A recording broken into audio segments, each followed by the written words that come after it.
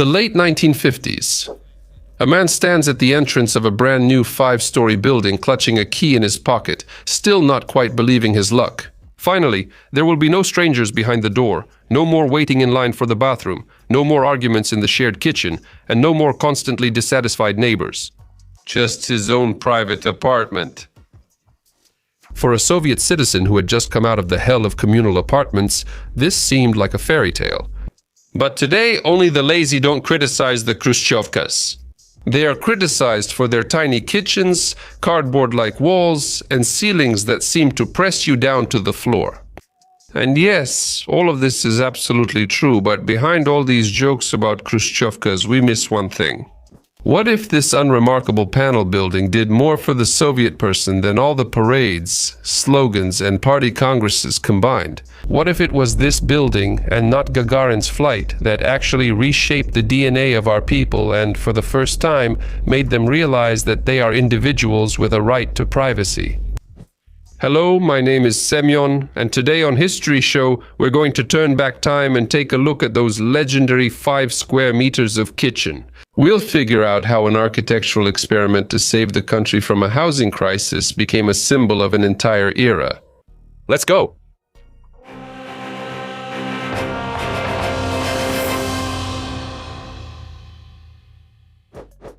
Life before Khrushchevkas. To understand the scale of happiness that ordinary Soviet people felt when they received a housing order, you need to understand what kind of, to put it mildly, comfort they were escaping from at the time. Perhaps only in the songs of the band Duna does the phrase communal apartment sound even somewhat romantic today, but in reality, it was anything but romantic. How was everything arranged? A luxurious pre-revolutionary apartment, where previously a single merchant family lived with their servants, was taken. It was ruthlessly divided into tiny rooms, and 5 to 10 families were moved in there. As a result, there was a constant civil war in the shared kitchen. There was a rush for the only toilet in the mornings, and in the summer, a killer mix of smells, fried potatoes and cheap cologne, filled the entire hallway. And in the winter, deadly grudges over whose turn it was to mop the floors. And you know what? That was still considered an elite option because millions of people spent years living in workers' barracks. Let me explain for Zoomers. These were long wooden buildings on the outskirts, where only a thin, shabby plywood partition separated you from your neighbors. The walls were so thin that people gave up on secrets and didn't even bother to lower their voices. What was the point anyway if someone sneezed behind the wall and you automatically said, "Bless you"?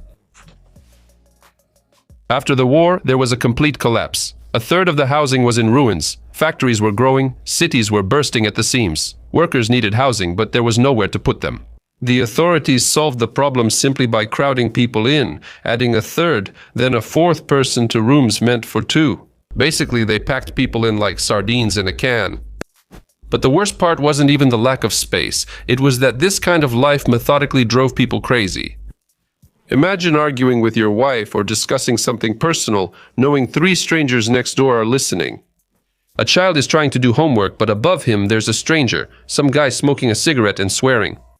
In such conditions, an ordinary household argument over a pot on the stove could easily turn into a thriller. Denunciations often started here. Did you and your neighbor fall out over a shelf in the hallway? Write a report on him to the proper authorities. Free up some living space. It's harsh, yes, but that was the reality of communal living. Why did Khrushchev start building? And so, in March 1950, in 1953, Stalin dies. At the top, a fierce struggle for power begins. Beria, Malenkov, Khrushchev, each of the contenders for the throne understood that the winner would be the one who gave the tired people not just more grand slogans, but something real, something they could actually touch. For example, a separate bed in a quiet room or a faucet with hot water running from it. Nikita Sergeyevich bet on everyday life and guessed absolutely right. When? When in 1956 he read his secret report and shattered the cult of personality around Stalin, people experienced a tectonic shift in their minds. The old ideals were shattered, and the resulting void needed to be filled with something urgently. And Khrushchev played his trump card, promising every Soviet family a separate apartment.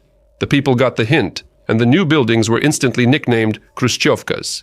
Initially, that word carried some irony, but the General Secretary didn't mind.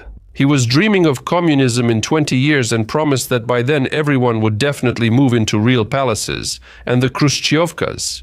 Khrushchyovkas were just a temporary advance, something to help people hold out until the bright future. Like, just be patient for now. But there was another reason, which of course wasn't printed in Pravda newspaper. The Cold War wasn't just happening at test sites and in space. It was happening in kitchens and department stores. In 1959, American culture exploded in Moscow, the national exhibition. Soviet people lined up in kilometer-long queues and, for the first time in their lives, saw American everyday life in person. Fancy refrigerators, automatic washing machines, and incredibly convenient kitchens. It was there that Khrushchev and US Vice President Nixon got into the famous verbal battle that would later be called the kitchen debate. Right in the middle of the pavilion, they argued about whose system feeds, clothes, and houses the ordinary worker better. The prestige of a superpower was at stake. So mass housing in the USSR became not just a matter of caring for citizens, it was also Soviet propaganda cast in concrete. The French influence and the Soviet assembly line. Some of you might be shocked right now, but Khrushchyovkas were not invented in the USSR at all. Their homeland is France. More precisely, the great and formidable architect Le Corbusier. The very same one whom the poet Josif Brodsky sarcastically compared to the German Luftwaffe aviation, because both of them drastically changed the appearance of European cities. After World War II, the French, like us, experienced a baby boom. Cities were destroyed, population surged, and housing was scarce. The French then decided to mass-produce the first panel buildings because it was cheap, fast, simple, and assembly line friendly. And this idea instantly spread across Europe. Stalin picked up on this trend back in the late 1940s, but at that time the USSR was dominated by the cult of imperial classicism. A Soviet person was supposed to enter their home as if it were a temple, with columns, stucco, and 5-meter-high ceilings. Obviously, building such palaces by the millions was unrealistic. So the French blueprints were shelved for the time being, but after Stalin's death they were brought back out. In 1955, the party issued the legendary decree on eliminating excesses in design and construction. Let me put it in plain language. Moldings, gone. Columns, gone. We're switching to strict minimalism. To avoid reinventing the wheel, we invited the French engineer Raymond Camus. His company sold the Union a license to produce concrete panels. But Soviet engineers reworked the blueprints so thoroughly to fit our harsh local conditions that Camus didn't even recognize his own design. Later, historians would sarcastically call the Khrushchyovka a pirated copy of the French 5-story building. Naturally, no one planned to pay the Frenchmen any royalties. The main person in charge of adapting this pirated copy was architect Vitaly Lagutenko. And yes, he is the grandfather of that very Ilya Lagutenko from the band Mumi Troll. Lagutenko Sr. took the French design, threw out everything unnecessary, and created the legendary K7 series. The first offspring of this series was built in Moscow in 1958. The technology was brilliant in its simplicity. Houses were now assembled like Lego sets from ready-made factory panels. Just 24 types of parts, 3 shifts of workers, and voila. In Leningrad, one crew even set an absolute record by assembling a 5-story building in 5 days. Housing costs dropped by 1/3, and construction turned into an assembly line that couldn't be stopped anymore. Anatomy of a Khrushchyovka. Well, now let's open the door and go inside. Let's start with the ceilings. Here they're exactly 2.5 meters high. After the luxurious Stalin-era ceilings of over 3 meters, this felt like a harsh landing. The architects initially begged to keep at least 2.70 meters, but the party bosses cut every centimeter to save on concrete. After all, the lower the height, the cheaper the building. There is no elevator in a classic Khrushchyovka, and that's a deliberate choice, not a builder's mistake. According to the standards of that time, elevators were only required in buildings with 6 floors or more. 5 floors was the legal maximum that a person was expected to climb on their own. There was even a rumor that Nikita Sergeyevich personally climbed to the 5th floor, got out of breath, and decided there's no need to build any higher. Whether that's true or not, getting rid of elevators saved the government a lot of money. And then there's the legendary 5-square-meter kitchen. Behind these tiny numbers was an entire doctrine. The designers proudly claimed, the layout is genius, because a Soviet woman can reach from the stove to the sink and the refrigerator without taking any extra steps. Plus, according to the party's idea, the ideal citizen was supposed to have a quick breakfast at home, eat lunch in the factory canteen, and have dinner at a cafe. Why would he need a big kitchen? It's just a transit zone. Of course, life quickly showed who was wrong, and it was this 5 square meter space that became the iconic spot for gatherings and heart-to-heart talks. The bathroom and toilet were combined. Today this is called a European layout, but back then it was just a wild way to save on pipes and bricks. But for people who had escaped from communal apartments, having a personal toilet and their own bathtub, where you didn't have to stand in line from 6 in the morning, seemed like the height of luxury.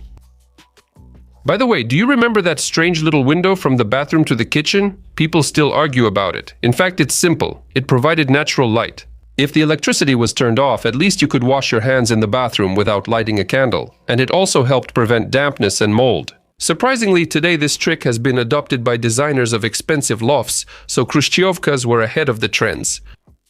It's the same story with adjoining rooms. To get to the bedroom, you have to go through the living room. No hallways for you because hallways are a waste of floor space. And to prevent residents from cluttering the already cramped rooms with wardrobes, built-in closets, and overhead storage spaces were permanently installed in the walls right under the ceiling. And the cherry on top was the walls. The soundproofing was so poor that all the residents automatically became participants in one big spy game.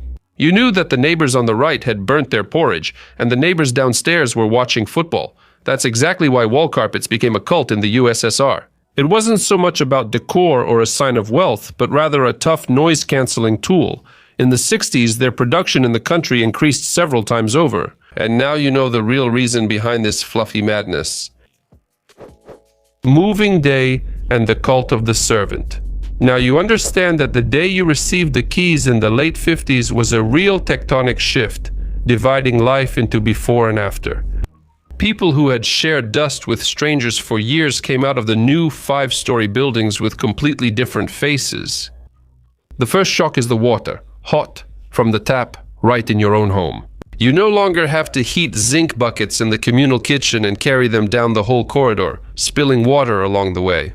And a private bathtub, which you can use without a schedule like Ivan Semyonovich bathes on Fridays and Saturdays. For millions of people, this was a physical sensation of absolute luxury. But along with the euphoria came harsh reality. Old furniture simply wouldn't fit into the new apartments. Huge pre-revolutionary sideboards, oak dressers, and merchant wardrobes were designed for Tsarist ceilings. In the Khrushchyovka, this massive stuff looked like an elephant in a china shop and physically blocked off half the room. That's how a furniture revolution happened in the USSR. The country urgently needed something light, compact, and foldable. A sofa bed, transformer armchairs, and of course the great folding table, which would modestly stand by the wall on ordinary days, but on holidays would unfold to take up half the room.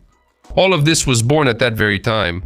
In 1962, the government even created an entire all-union institute of furniture to mass-produce these life-saving transformers. It turned out in the Soviet way, cheap, practical, and the same for everyone. And right away, new status symbols emerged. The ultimate status symbol was a polished sideboard on thin legs. Behind its glass, like in a museum, they displayed scarce crystal, porcelain ballerinas, and a fancy dinner set that was forbidden to touch under threat of death. A little later, this sideboard would evolve into the famous wall unit that covered the entire room. Whoever managed to get a wall unit automatically became the king of the neighborhood. And if it also had a built-in minibar with a mirror, hey, that was it. Life was officially a success. A quiet revolution in people's minds. Now let's peel away the layer of everyday life and look at what was really happening to people when they received that coveted key.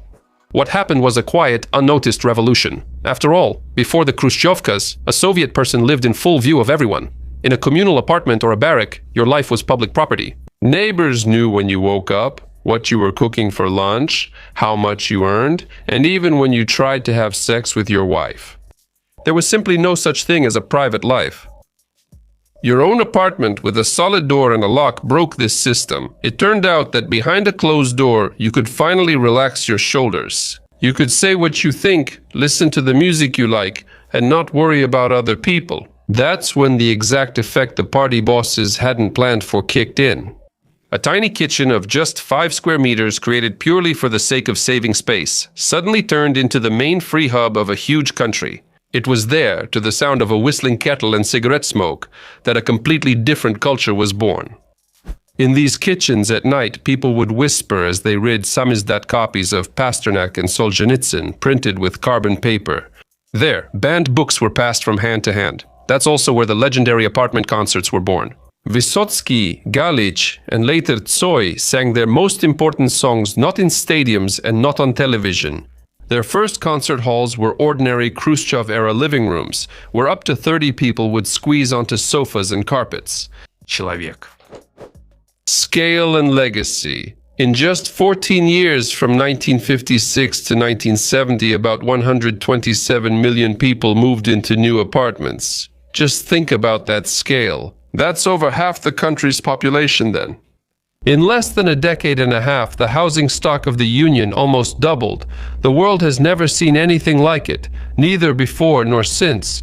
It's as if today, in just a couple of 5-year plans, the government moved every other family into new buildings for free. It's been about 70 years, and these 5-story buildings still make up a huge share of the housing in all the former Soviet republics. In some large industrial cities, a third of the population still lives in them today. And yet, Khrushchyovkas were originally designed as temporary housing. The very first series were only intended to last for 25 years. We all know how that turned out. Communism never came, but the Khrushchyovkas are still standing firm. Moreover, modern inspections show that if a building is properly maintained, its sturdy load-bearing frame can easily last 100 or even 150 years. As they say, nothing is more permanent than a temporary solution. Yes, in the capitals, renovation is in full swing, and 5-story buildings are being demolished by the block. But if you go a little further from the megacities, where land doesn't cost a fortune, you'll see the same picture. Khrushchyovkas are still standing, now fitted with plastic-framed windows, air conditioners, and satellite dishes, but they're not going anywhere. It seems like they'll outlive more than one era. So what was the Khrushchyovka in the end? A symbol of cheap uniformity, where every centimeter was cut to save money. Or the greatest social breakthrough that pulled millions of families out of damp basements. Actually, it was both at the same time. These buildings were imperfect from the very first day. They were often cramped, noisy, and cold. But for an entire generation of Soviet people, the phrase, "now we have our own apartment," meant much more than just square meters. It meant that they finally had personal freedom. Well, that's all from me. I hope to see you in future episodes. Goodbye, everyone.